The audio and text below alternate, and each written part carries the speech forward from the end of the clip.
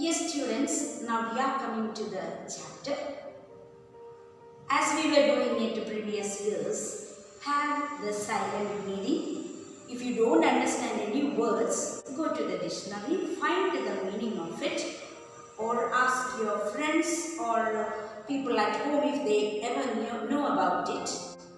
And if you love a word in that book, you just underline the words. And if you have understood the sentence fully, then put a tick mark there. If you have any doubt, then put a question mark there. So it will be easy for you to inquire about it later.